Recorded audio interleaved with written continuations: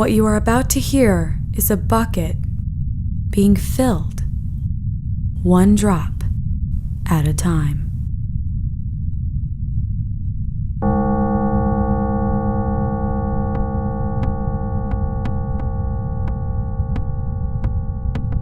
Hello and welcome to the broadcast newsletter for Kakos Industries. I am Corandeeth III, CEO of Kakos Industries. These announcements have been going over extremely well, I am proud to say. If I'm reading this graph correctly, it appears that evil is way up. Way up. I'm not sure what the other axis means, however. They say that there is a special circle of hell for those who do not label their axes. I can confirm that this is true, because I had it built. Today's broadcast is coming to you on a pre-programmed synthesizer sequencer brought to you by Synthesthesia. If you're hearing and/or seeing this broadcast, then that means that you followed the directions and pressed play. I can't say exactly how long it took to program a synthesizer sequencer to accurately reproduce the sound and color of my voice reading this very broadcast, but I can say that we lost at least one intern in the process. I should caution you that if you try to sample anything you hear on this synthesizer before the broadcast is over, or bite any of the lyrics or sounds, then you will actually be bitten by one of our brand new GMO bite wolves. They have 10,000 teeth, and they can also hear the transistors in your computer to determine if you've sampled anything.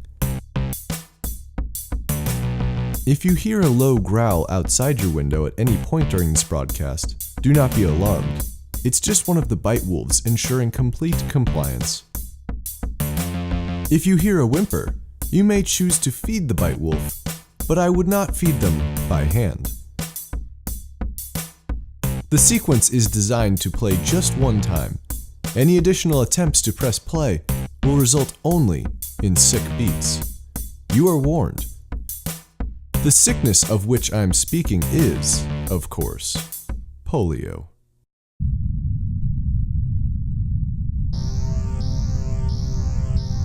The fire celebration went off without a hitch last week, and the northwest location was destroyed.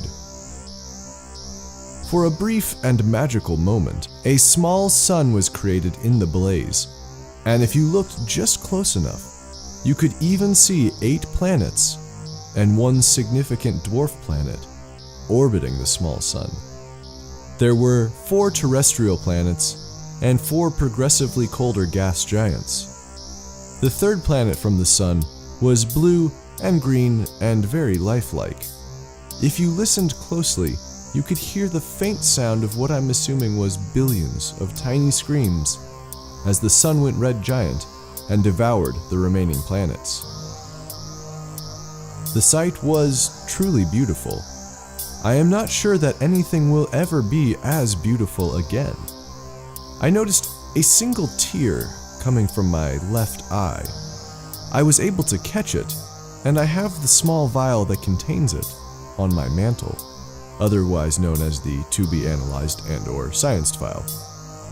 Hundreds of you joined us for the celebration and absolved yourselves of all the guilt-bearing documents you had acquired over the last year. What a way to start fresh. In an unrelated event, the mysterious Koreatown location was also destroyed in a similar fashion.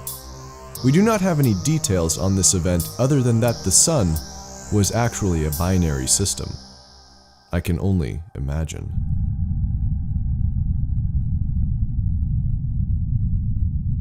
Never to go long without a festival of some sort, I am proud to announce that next week we are having the Big Black Hole celebration. This is the time of year that we at Kakos Industries gather at our New York location to remember the accident that created the Big Black Hole in the Earth, where the New York location used to be. For those of you new to Kakos Industries, the Big Black Hole is a hole in the state of New York approximately a quarter mile in diameter and is completely unmeasurable in every other way. Our attempts at measuring the depth have been unsuccessful, but we have determined it to be at least 20,000 leagues below sea level. Seeing as how this would place the measurer, you know, the guy at the end of the rope, somewhere in outer space, and also seeing as how he was not burned up by the Earth's core, we're not exactly sure what he was 20,000 leagues deep inside of. The studies continue. The Big Black Hole has been an excellent place for depositing all kinds of tricky-to-dispose-of waste. We have not yet begun dumping the clean-burning uranium, as it would make further study of the hole difficult were we to ever find the bottom. If you're in the New York area, you can stop by the festivities to join hands around the hole and watch as we drop a living aurochs into it. Our efforts to de-extinct the aurochs have resulted in the first healthy, living specimen. Our scientists are truly amazed, but they all agree that there's just something not quite right about this aurochs. Not this one, they say, so we're going to throw it in the hole. You may be asking what Kakos Industries has to gain from reviving the aurochs. Truthfully, we wanted to revive the Tyrannosaurus. But, you know, baby steps.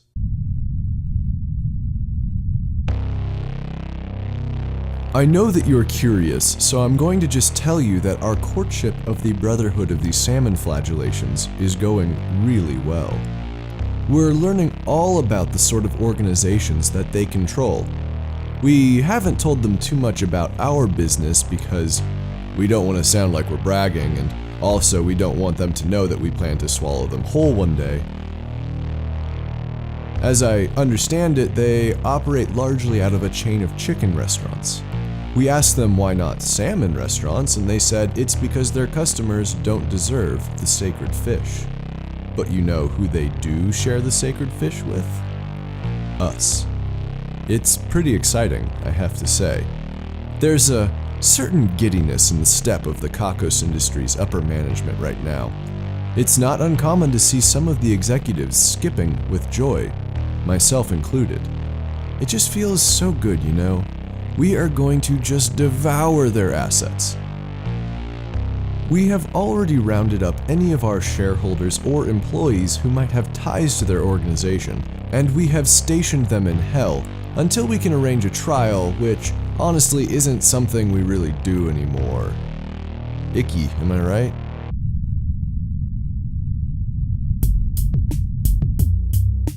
The new division in charge of the Hell Labor Camp, the Division of Labor, has some news for us. Apparently, some of the workers were getting bored with the repetitive tasks and the monotony of doing the same thing every day. The DL has come up with a solution, though. The denizens of the deep will now be given a much-needed break from their usual tasks in the form of additional tasks that their fallen comrades can no longer complete. That is, when they get laid off or laid to rest. While this might seem cutting edge, we've been doing basically the same thing to laborers throughout the above-ground world. Our resident funk physician likes to remind us that bigger headaches call for bigger pills. There is good news. Our department of Funk Pharmaceuticals has informed me that we have developed a bigger pill for the biggest of headaches. I am told that the process of actually swallowing a pill of this magnitude requires all of the muscles in the face, jaw, and neck to relax, relieving much of the headache, provided you survive long enough to complete the swallow. I am told that we are developing a similar pill for back pain, taken as a suppository.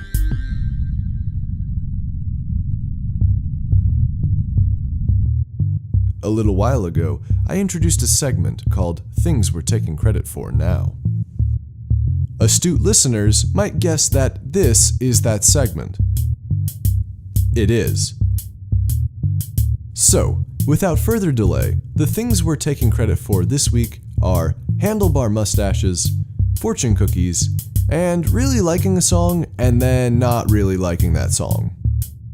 Remember, we can't actually confirm for certain that we had anything to do with these things, but we're pretty sure we're involved somehow. If you disagree with anything we've taken credit for, then just hold still. The bite wolves can smell your disapproval, I should mention that the trainers for the Bite Wolves all have handlebar mustaches, so they won't attack anyone with one. If you have one, you get a free pass. This time. I am proud to announce that Kakos Industries is beginning to animal test once again. I know that this might be disappointing for some, as animal testing is somewhat distasteful, but we have found that testing exclusively on humans is extraordinarily expensive. Not to mention, we've run out of places for the bodies. If you have any idea how large Kakos Industries is, and subsequently how much space we have for bodies, you understand the gravity of this statement. The Division of Green Energy is currently working on a method to turn the human remains into electricity for our buildings. Alternatively, we can feed the bodies to our GMO human-eating plants, which is, at the very least, carbon neutral. If you know one thing about Kakos Industries, you know that we love anarchy. There is money to be made in anarchy. There is evil to be made in anarchy. For this reason, we have decided to form a new political party, the Angry and We Mean It Party. Those of you who are fans of politics will be pleased to know that this new political party, the AOMIP, is estimated to be at least 30% more belligerent than any that has come before. To really capture the spirit of the American people, this new political party will be both upset about the level of taxes they are paying and also how little the government is taking care of their needs. This new political party will be completely disconnected from the reality they live in and the several others that we keep tabs on. Politicians will be scrambling to determine how they can pander to this brand new political base, and members of all currently existing parties will see something in this new party they can hopefully attach themselves to. In the process, they will sacrifice anything that actually makes legislation work and render the government inert. I can't wait.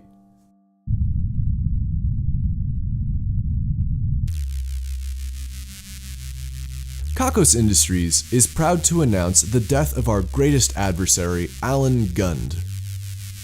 Alan has been committing corporate espionage for years and just generally trying to foil our evil operations. We have tried splitting him in half with lasers, crushing him in gigantic clockwork gears, gassing rooms that he might be in, and dropping him into liquid nitrogen. Every time we tried to defeat him, we were foiled. He would always somehow escape while our backs were turned and then reappear to cause more mayhem inside of Kakos Industries. We like mayhem at Kakos Industries, but not this kind. You might be wondering how we managed to kill him this time. We stabbed him in the back with a big knife. It was really easy. If we had known that it would work, we would have done it years ago. His body will be arranged in some embarrassing position before it will be encased in bronze and placed in the basement ballroom.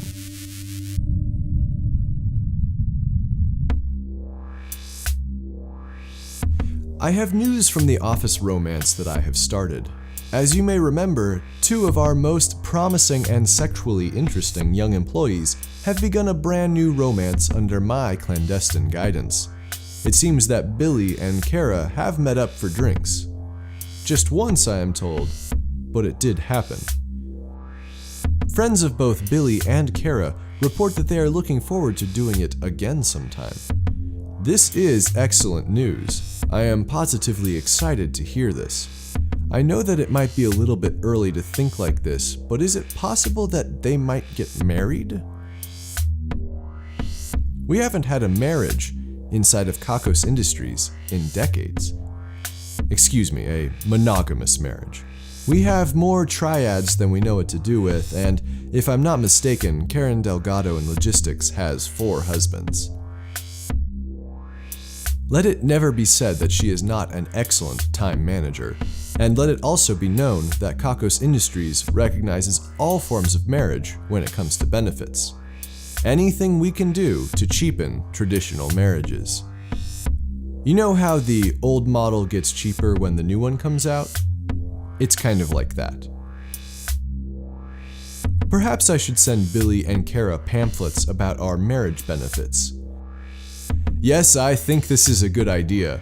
Better yet, I think maybe I will have the division of Pop develop some specifically targeted subliminal messages. Yes, this is a truly wonderful thing.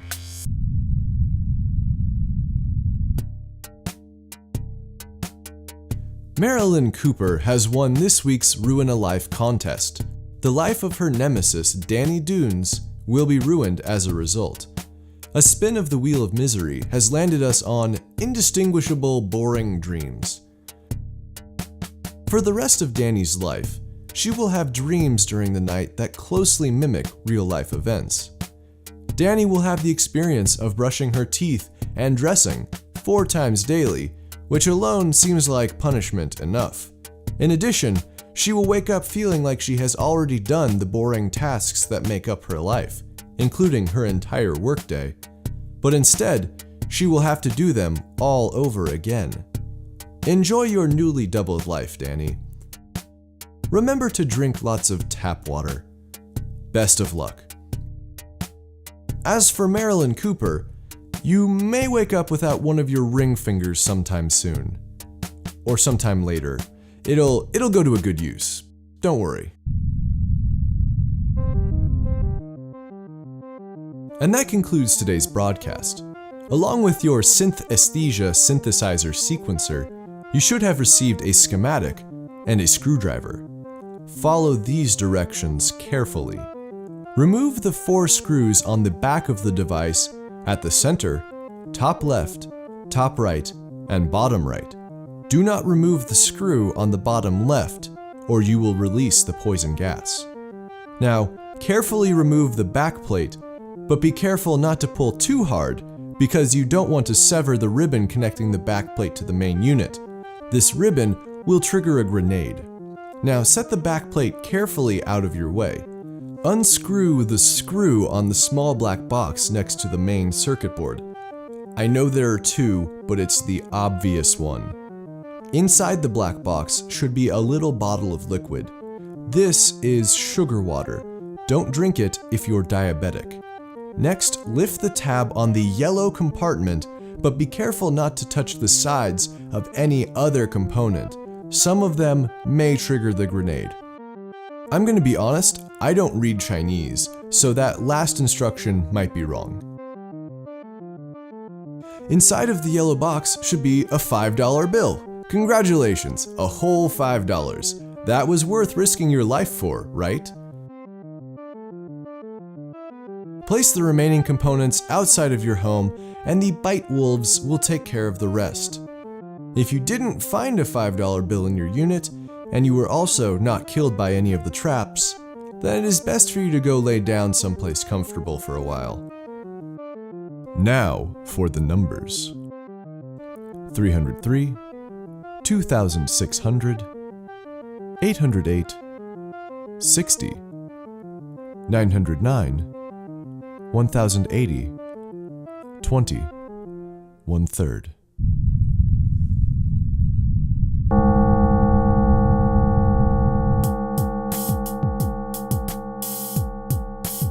Kakos Industries is written and produced by Conrad Mishuk, who is also the voice of Corin Deeth. The introduction is read by Kim Aiello, and the credits are read by Hannah Jones.